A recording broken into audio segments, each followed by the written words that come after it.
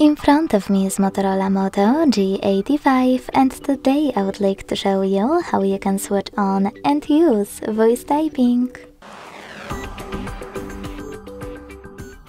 Begin by launching your keyboard and clicking on microphone icon at the top right corner. If it's not visible, use this gear. Tap on voice typing and use the switcher to activate it. Then go back to your keyboard and click on no visible microphone. Then hit while using the app and start typing.